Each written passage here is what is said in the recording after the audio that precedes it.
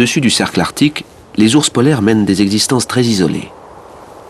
Tant qu'ils sont jeunes, leurs mères prennent bien soin d'eux et ils ont le temps et l'énergie nécessaires pour se consacrer à des jeux multiples.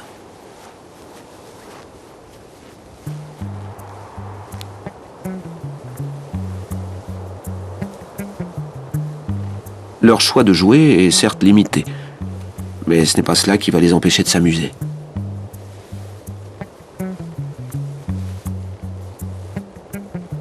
Comme chez de nombreux prédateurs, leur activité ludique simule un comportement qui leur servira plus tard dans la vie. Mais alors que la plupart des animaux cessent de jouer en prenant de l'âge, les ours demeurent joueurs, même adultes.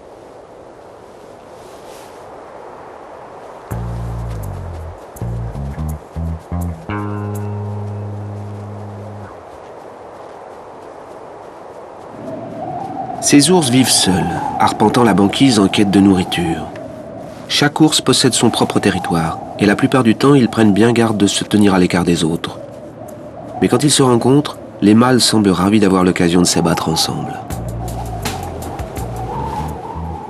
Et leur jeu consiste presque toujours en un jeu social. Tandis que les mâles adultes prennent part à des combats pendant la saison de reproduction, il est clair que ce jeu de bagarre n'est pas une réelle lutte de dominance.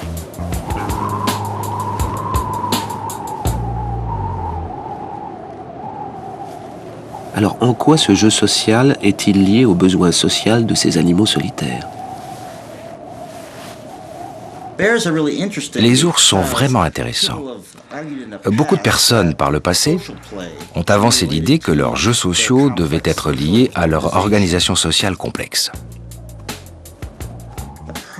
Le problème est que les ours, excepté pour le lien mère-ourson, ne sont pas des animaux sociaux et n'ont pas une organisation sociale complexe. Ils comptent pourtant parmi les animaux les plus joueurs de la planète. C'est donc une sorte de paradoxe. On ne peut donc pas dire qu'ils s'entraînent à travers les jeux de combat, de chasse et la manipulation d'objets à leur comportement social d'adulte parce que ça ne colle pas.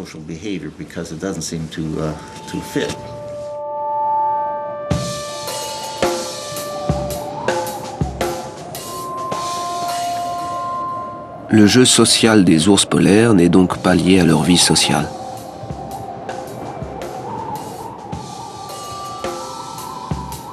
Peut-être ce jeu de lutte n'est-il qu'un exercice physique ou une stimulation mentale.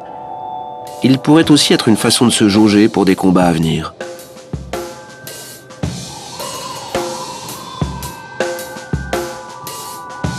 Les ours sont en sécurité au sommet de la chaîne alimentaire et ils peuvent donc jouer sans craindre la menace d'éventuels prédateurs.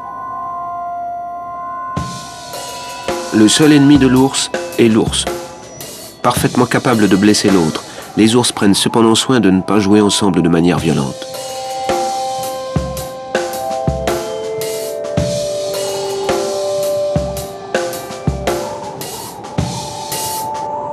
Les animaux les plus forts font attention à ne pas être plus puissants que leurs camarades, employant ainsi une stratégie de jeu connue sous le terme d'auto-handicap.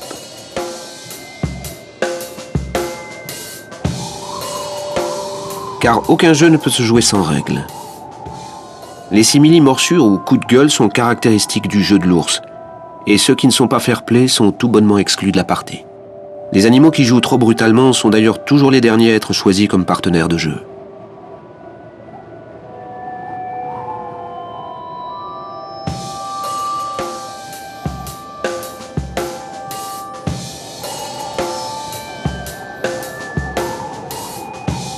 Mais encore faut-il que les deux partenaires puissent exprimer leur avis, ce qui n'est pas toujours le cas.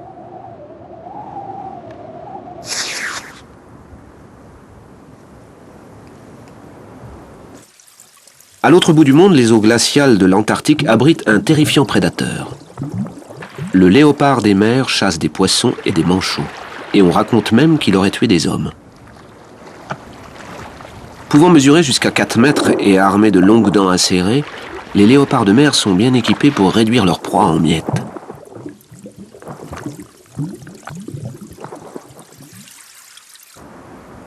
Ce manchot sans défense perché sur son minuscule iceberg semble constituer un repas bien facile.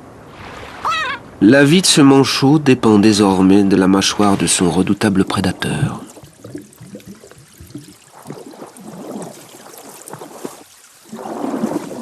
Mais plutôt que d'achever sa proie et de s'en retourner vers d'autres aventures, le léopard semble préférer s'amuser avec sa nourriture. Attentif à ne pas blesser sa proie, le léopard se plaît à taquiner son jouet. Nul doute que celui-ci aimerait bien se faire la malle.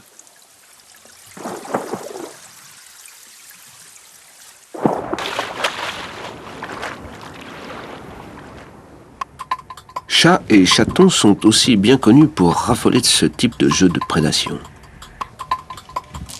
Leur instinct de chasse est si développé que n'importe quel objet est apte à susciter une attaque. Et ce comportement de prédation persiste chez les chats tout au long de leur vie. Ils jouent certes moins souvent que leurs rejetons, mais il est courant de les voir s'amuser avec une fausse souris ou toute autre proie vivante. Ce qui contribue à remettre en cause la théorie affirmant que le jeu n'est qu'un perfectionnement de capacités spécifiques pour une vie d'adulte.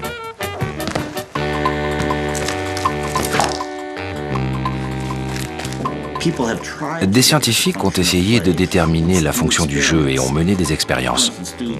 Par exemple, les chatons qui jouent avec des pelotes de laine ou des fausses souris sont-ils de meilleurs chasseurs lorsqu'ils traquent de vraies souris?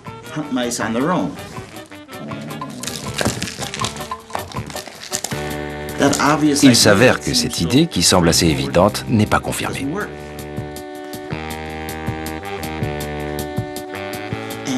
Et il y a tout un ensemble de preuves qui montrent que ces arguments, qui semblent très plausibles pour expliquer le jeu animal, ne tiennent pas la route.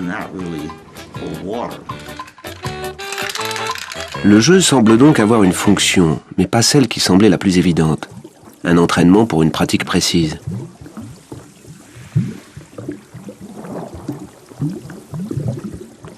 Alors pourquoi les animaux captifs et sauvages jouent-ils comme cela avec leur proie? Les animaux qui capturent une proie, la relâchent pour la capturer à nouveau, et ainsi de suite, sont en fait en train de jouer. C'est un comportement que l'on peut comprendre et qui sert en quelque sorte à faire durer le jeu. Ils aiment chasser et apprécient ce jeu. Et ils n'ont pas vraiment faim. De toute façon, ils ne le font pas parce qu'ils ont envie de tuer un animal, mais parce que c'est une façon de prolonger la récréation. Ce léopard adulte est déjà un chasseur confirmé. Il n'a aucun besoin de pratique supplémentaire.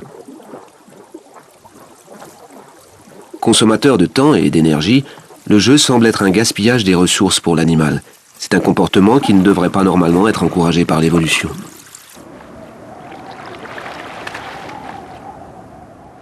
Jusque dans les années 90, on pensait que le jeu était une perte de temps et d'énergie, mais ce n'est pas le cas. En jouant, les animaux interagissent, ils font un exercice physique, entraînent leurs aptitudes cognitives et leurs capacités locomotrices, pour tester l'allure à laquelle ils courent par exemple, ou juger de la taille d'un rocher et savoir s'ils peuvent sauter d'une falaise. Le jeu n'est donc absolument pas une perte de temps. Le jeu est en fait très important pour le développement, et ce que nous voyons chez les animaux qui n'ont pas l'opportunité de jouer, c'est qu'ils ne se développent ni socialement, ni cognitivement, ni physiquement. Les scientifiques sont donc d'accord pour dire que le jeu est important et même vital pour le bien-être animal. Mais plutôt qu'un perfectionnement pour une activité précise comme la chasse, il est considéré comme contribuant au développement physique et mental général. La science du jeu a gagné ses lettres de noblesse au cours des années passées et les complexités de ce comportement sont aujourd'hui finement examinées. Certains pensent que le jeu est crucial pour le développement du cerveau, ou bien qu'il prépare l'animal à réagir à des situations imprévues.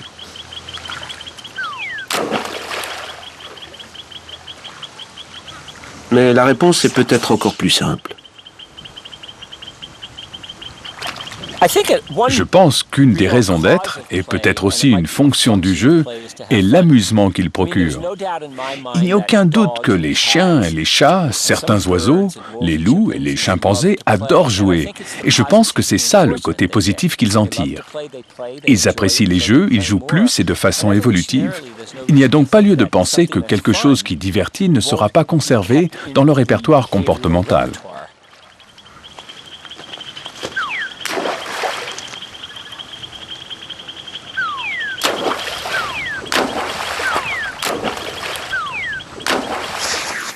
Quelles que soient les raisons pour lesquelles les animaux jouent, ce comportement semble en tout cas bien agréable. Né d'une surabondance d'énergie, le jeu est une sorte de soupape à laquelle les animaux s'adonnent par divertissement. D'ailleurs, ces otaries surfant dans les vagues ne nous montrent-elles pas que la société des loisirs n'est pas réservée aux humains? Alors, même si l'étude du jeu s'est au fil des ans transformée en un sujet sérieux, n'oublions pas que le principal, c'est quand même de s'amuser.